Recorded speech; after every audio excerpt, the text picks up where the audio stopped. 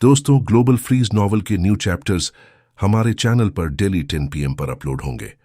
बस आप एक लाइक और एक प्यारा सा कमेंट जरूर करें। मुझे पता है आप इसे पूरा जरूर कर लेंगे क्योंकि आप हैं सुपर अमेजिंग। चैप्टर ड्यूविस 47। गहरी खाई में ट्रैप बहुत स्मार्ट तरीके से बनाया गया था, इतना क्लेवर कि देखने से कोई भी ये नहीं समझ सकता था कि ये इंसानों का काम है। और खाई के अंदर गहराई में कुछ जायंट मॉन्स्टर्स बड़ी बड़ी मशीन्स को रॉक लेयर्स में दबा रहे थे। वहां एक लिजर्ड मैन जनरल ने चारों तरफ के सेटअप को देखा और खुश होकर सिर हिलाया। वो बोला, ट्रैप पूरी तरह से तैयार है, अब बस इंतजार है कि हुआक्सू देश के ह्यूमंस इसमें फंस जाएं। वो पास गया और हाथ से वॉल में फिटेड एक बहुत बड़ा मेटालिक डिवाइस को छुआ। वो चीज दिखने में बिल्कुल किसी बहुत ह्यूज स्पीकर जैसी लग रही थी। उसके ऊपर बहुत सारे गोल गोल स्पीकर जैसे होल्स बने हुए थे। उसने हंसते हुए कहा, ये है डिमेंशन स्पेस शॉकर, जो किसी भी स्पेस एबिलिटी वाले इंसान के लिए सबसे बड़ा खतरा है। पहले इसे एनकाइलोसॉरियंस के खिलाफ लड़ाई में बनाया गया था। बस इसे चालू कर दो और स्पेस पावर वाला इंसान अपनी शक्ति बिल्कुल नॉर्मली यूज ही नहीं कर पाएगा। जैसे ही वो केओस नाम का ह्यूमन यहां पहुंचेगा, उसकी सारी ताकत यूजलेस हो जाएगी। उस समय वो हमारे लिए केवल एक शिकार होगा। ये कहते समय उस लिजर्ड जनरल की आंखों में एक्साइटमेंट भर गया और उसने अपनी लंबी जीभ से होंठ चाटे। लेकिन दूसरा लिजर्ड जनरल थोड़ा वरीड होकर बोला, लेकिन क्या वो सच में यहां आएगा? अगर वो नहीं आया तो हमारी सारी मेहनत और ये बड़ा ट्रैप बेकार चला जाएगा। और अगर वो आ गया तब भी बहुत खतरा है, क्योंकि हुआक्सू की वजह से हमारे बहुत सारे उलॉन वॉरियर्स मारे जा चुके हैं। मुझे आज भी याद है जब जंग यी ने स्टार आइलैंड के आसमान में 6 सिल्वर आर्मर्ड जनरल्स को लाइन में खड़ा करके एग्जीक्यूट किया था। वो सीन देखकर आज भी मेरे दिल में डर है। क्या ह्यूमन सच में इतने कमजोर हैं जैसे हमने सुना है, या फिर वो हमारी सोच से कहीं ज्यादा डेंजरस है? पहला लिजर्ड जनरल कॉन्फिडेंट होकर बोला, नहीं, वो जरूर आएंगे। उनकी ग्रीड उन्हें खींचकर यहां लाएगी। चाहे मौत का खतरा क्यों न हो, उनकी लालच उन्हें रोक नहीं पाएगी। हमने पहले ही लालच का बेट डाल दिया है और वो उन्होंने छक लिया है। अब उनकी भूख और बढ़ जाएगी। ये बिल्कुल फिशिंग जैसा है। मछली अपने साथी को मरते हुए देख भी ले तो भी वो बेट देखकर खुद को रोक नहीं पाती। वो ऊपर की तरफ देखकर बोला, ये केव अब बहुत बड़ी हो गई है। हमारी डिगिंग बीस्ट्स लगातार खोद रही हैं और अब ये जगह केओस का कब्रिस्तान बनने वाली है। लॉर्ड क्लॉट खुद यहां मौजूद हैं और हमारे डिजाइन किए ट्रैप इतने स्ट्रांग हैं कि अंदर गिरा कोई भी इंसान कभी जिंदा बाहर नहीं निकल पाएगा। उनकी हर बात, हर साउंड वेव एक जायंट वेब के अंदर फैल रही थी और वो वेब इतनी बड़ी थी कि इमेजिन करना मुश्किल था। ये सारी लहरें केव के अंदर गहराई में बैठे एक बहुत ही खतरनाक और विशाल शैडो तक पहुंच रही थीं। इस बीच जंग यी ने मैकेनिकल लाइफ फॉर्म्स की अपनी टीम भेजी और खुद वापस ब्लिजर्ड सिटी में जाकर मॉनिटरिंग सिस्टम ऑन किया। अंडरग्राउंड होने के बावजूद सिग्नल बिल्कुल क्लियर आ रहा था, क्योंकि कांगयुआन टेक बहुत एडवांस्ड थी। इसलिए जांग यी क्लियरली देख पा रहा था कि मशीन्स क्या कर रही हैं। वो मशीन्स पानी से निकलकर जल्दी ही केव के अंदर चली गईं। शुरुआत में केव गीली और कीचड़ वाली थी, लेकिन जैसे जैसे अंदर बढ़ते गए जगह सूखी और साफ मिलती गई। ये केव सिंपल स्ट्रेट टनल नहीं थी, बल्कि कई रास्तों में बंटी हुई थी, जैसे किसी बड़े जीव जंतु का पूरा घर। अचानक एक मशीन ने अलर्ट दिया, स्पेशल एनर्जी डिटेक्ट हुई है, confirmed as god source, location 9 बजे की दिशा, लगभग 1.6 किलोमीटर।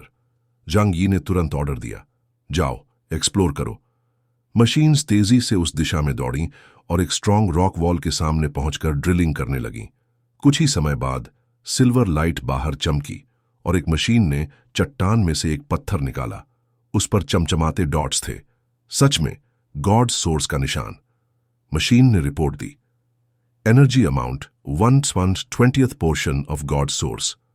जांगी ने सोचते हुए कहा, यह तो बिल्कुल ऐसा लग रहा है जैसे यह बहुत पुराना सोर्स हो जो जमीन के अंदर दबा हुआ था। लेकिन अगर यह ट्रैप है तो इसका मतलब दुश्मन ने ट्रैप बहुत रियल बनाया है। वो मशीन्स को फिर बोला, खोज जारी रखो। मशीन्स ने आगे और सर्च किया और बीच बीच में और भी 2 शाइनी स्टोन्स मिले। लेकिन थोड़ी देर बाद केव की गहराई से अजीब सी SEICAC जैसी आवाजें आने लगी। जंग यी ने भौहें सिकोड़कर कहा। आ गए क्या? मशीन्स ने भी तुरंत हथियार निकाल ली। हर एक मशीन पूरी तरह से वेपन से भरी थी और उनकी ताकत लगभग 9000 पावर पॉइंट्स वाले एलियंस जैसी थी। डार्कनेस में वो क्रीपी आवाज और तेज होती गई। तभी रेड ग्लोइंग आंखों वाला एक 3 मीटर ऊंचा जायंट स्पाइडर सामने आया। वो ब्लैक बॉडी वाला, वाइट जॉइंट्स वाला और रेड आइज पर मोटी परत वाला था। उसने चीची जैसी डरावनी आवाज निकाली, लेकिन वो अकेला नहीं था। आसपास की हर केव से सैकड़ों जायंट स्पाइडर्स निकल आए। ये जगह असल में एक स्पाइडर नेस्ट थी, बिल्कुल उसी तरह जैसे पहले सेंटीपीड नेस्ट मिला था। सारे स्पाइडर्स मशीन्स पर टूट पड़े। मशीन्स पूरी कोशिश से लड़े, लेकिन वो पूरी तरह से स्पाइडर्स की भीड़ में घिर गए। एक मशीन ने रिपोर्ट किया, encountered mutated life form, spider type, power level 6000-9000, count 200 से ज्यादा, रिजल्ट अनविनेबल बैटल। मशीन्स ने हीरोइकली फाइट करना शुरू किया, लेजर वेपन से एनर्जी बीम्स छोड़ी, लेकिन स्पाइडर्स इतने बड़े थे कि छोटे मोटे चोट का असर नहीं हुआ। तुरंत मशीन्स ने खुद स्ट्रेटेजी बना ली। कुछ मशीन्स पीछे रहकर फाइट करेंगी और बाकी मिलकर एक मशीन को बचाकर बाहर भेजेंगी, ताकि वो कलेक्टेड गॉड सोर्स जंग यी तक पहुंचा सके। बिना देरी किए प्लान शुरू हो गया। 2 मशीन्स पूरी स्पीड में साइड के स्पाइडर ग्रुप्स में घुस गईं और बाकी ने उसे एक स्पेशल मशीन को कवर देकर आगे बढ़ाया। जैसे ही जायंट स्पाइडर्स मशीन्स को चीरने फाड़ने लगे, तभी बूम! एक जोरदार धमाका हुआ। मशीन्स ने अपना कोर एनर्जी सोर्स खुद ही ब्लास्ट कर दिया। अंधेरी अंडरग्राउंड केव अचानक आग और रोशनी से भर गई और साथ ही गूंज उठी भारी भारी चीखें उन जायंट स्पाइडर्स की जो ब्लास्ट में जल गए। इस तेज ब्लास्ट और रोशनी ने स्पाइडर्स को थोड़ी देर के लिए डराया। बाकी बचे मशीन्स ने बिना देर किए पीछे की तरफ रिट्रीट करना शुरू कर दिया। मशीन्स की एक खास बात यह थी कि वो रास्ता कभी भूलते नहीं। उनके प्रोसेसर्स में पूरा मैप कैलकुलेट होता है और वो फास्टेस्ट एग्जिट पाथ निकाल लेते हैं। लेकिन पीछे से वो खौफनाक जायंट स्पाइडर्स गुस्से में दहाड़ते हुए पीछा करने लगे। उनके शार्प सिकल जैसे पैर हवा में लहराते हुए मशीन्स पर टूट पड़ रहे थे। हर बार जब मशीन्स घिरने लगती, तभी एक नया मशीन आगे बढ़कर खुद को ब्लास्ट कर देता, ताकि बाकी को थोड़ा और टाइम मिल सके। ये सीन देखकर जंग यी की आंखें कुछ नरम हो गईं। वो सोचने लगा, अब समझ आया कि क्यों हर ईरा और हर रेस मैकेनिकल सिविलाइजेशन डेवलप करती है, चाहे वो ईहान रेस जैसी गॉड लेवल सिविलाइजेशन हो जो लिंग जैसे ह्यूमन शेप्ड मशीन्स बनाती है, या ड्रैगन रेस हो जिनके पास स्पाइडर सोल्जर आर्मी है। असल में सिलिकॉन बेस्ड ये वॉरियर्स बैटलफील्ड में सबसे लॉयल और सबसे यूजफुल साबित होते हैं, क्योंकि ये बिना डर मरे लड़ते रहते हैं। कई मशीन्स के हीरोइक सैक्रिफाइस के बाद आखिरकार सिर्फ एक मशीन को बचाकर बाहर भेज दिया गया। वो बाहर निकलकर लोनली आइलैंड पर पहुंचा, जबकि बाकी सभी मशीन्स अंदर खत्म हो चुके थे। केव के मुहाने तक आए स्पाइडर्स बाहर आने की हिम्मत नहीं कर पाए। उन्होंने बस कुछ चीखें मारी और फिर अंधेरे में वापस चले गए। बची हुई मशीन ने पीछे मुड़कर नहीं देखा, बस अपने पीछे से फायर बूस्टर्स छोड़े और सीधा आसमान में उछलकर ब्लिजर्ड सिटी की तरफ उड़ गई। जंग यी ने अपनी ठुड्डी को हाथ से टिकाया, आंखों में गहरी सोच के साथ बोला, क्या ये सिर्फ जायंट स्पाइडर्स का नेस्ट है? अगर इतना ही सिंपल होता तो ठीक था, लेकिन मुझे लगता है मामला इतना आसान नहीं है। अभी तक हमारे पास पूरी जानकारी भी नहीं है। ज्वानवू और वर्मिलियन बर्ड ने ठीक कहा था, अगर इतनी बड़ी स्पाइडर आर्मी है तो इप्सिलॉन लेवल से नीचे का कोई भी एलियन वहां जाएगा तो सिर्फ भाग ही पाएगा। आगे बढ़कर एक्सप्लोर करना नामुमकिन है। तो क्या मुझे खुद ही जाना पड़ेगा? उसके होठों पर एक मुस्कान आई, फिर वो खुलकर हंस पड़ा। हा हा हा हा, कितनी अजीब बात है, कितना परफेक्ट कोइंसिडेंस है। अब तो मैं पूरी तरह श्योर हूं, ये उलोन एम्पायर ने खास मेरे लिए ट्रैप लगाया है। क्या वो शायद गलत सोच रहा हो? ये उसके लिए मायने नहीं रखता था। जांग यी की सोच थी, अगर मैं इसे ट्रैप मान लूं तो वही काफी है। गलती करने से अच्छा है कुछ भी ना करना। और सच कहूं तो अगर वहां सच में गॉड सोर्स मिला भी तो मुझे उतनी खुशी नहीं होगी, लेकिन अगर वहां ट्रैप है तो फिर मैं इसे अपने फायदे के लिए इस्तेमाल कर सकता हूं। यह सोचकर जांग यी खड़ा हुआ और शुआ की आवाज के साथ गायब हो गया, सीधे साउथ सी की ओर निकल पड़ा। समुद्र के ऊपर उसने उस मशीन को इंटरसेप्ट कर लिया, क्योंकि वो घंटों इंतजार नहीं करना चाहता था कि मशीन खुद उड़कर आए। मशीन ने अपने कलेक्टेड रिसोर्सेज उसे सौंप दिए। वापस ब्लिजर्ड सिटी आकर जांग यी ने स्टोरेज बॉक्स खोला और मटेरियल चेक करने लगा।